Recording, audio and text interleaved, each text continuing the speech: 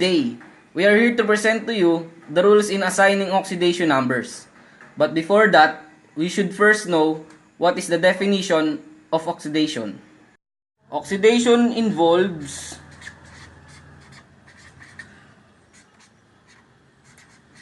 the loss of electrons.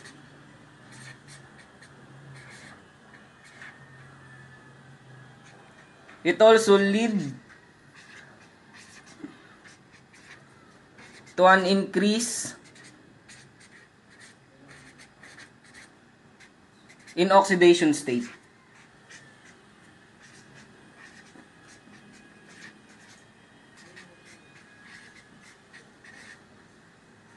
So there are 9 rules in assigning oxidation numbers. Rule number 1. The oxidation number for an atom is elemental form is always 0. A substance is elemental if both of the following are true. First, only one kind of atom is present. Second, the charge is equals to 0. For example, so the oxidation number of sulfur is equals to 0. And the oxidation number of iron is also 0. Okay. Next rule. Rule number 2. The oxidation number of a monoatomic ion is equals to the charge of the monatomic ion. For example, the oxidation number of sulfur 2 minus is equals to negative 2.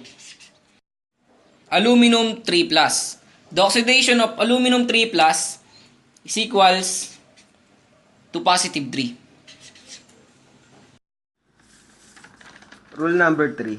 The oxidation number of all group 1A metals is equal to positive 1 unless elemental. For example, we have H2O2. Now, the oxidation of H2 will be positive 1 because it is group 1A. And the O2 is negative 1.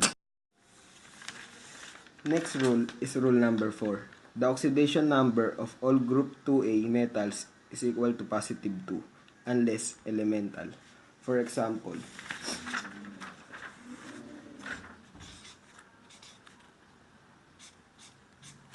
now, the oxidation number of Sr will be positive 2 because of it is in group 2A.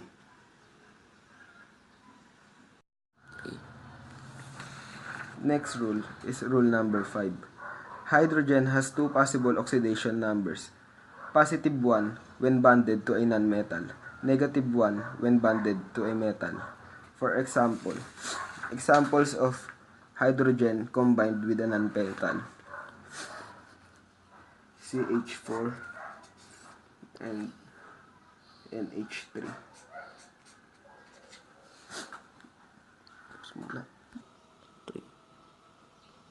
Examples of hydrogen combined with a metal.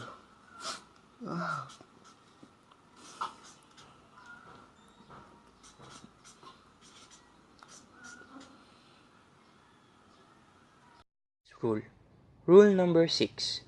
Oxidation has two possible oxidation numbers. Negative 1 in peroxides, which is pretty uncommon.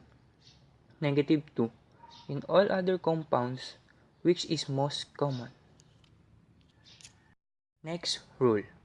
Rule number 7. The oxidation number of fluorine is always negative 1. Next rule. Rule number 8. The sum of the oxidation number of all atoms or ions in a neutral compound is equal to 0. For example, H2O.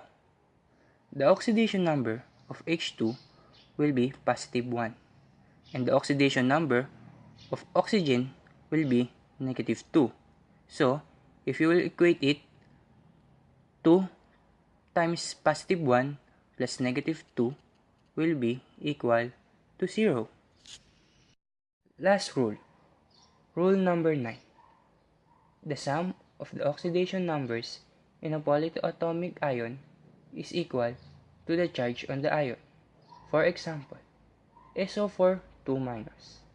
The oxidation number of the sulfur atom in the SO4 2- must be positive 6 because the sum of the oxidation numbers of the atoms in this ion must be equal to negative 2.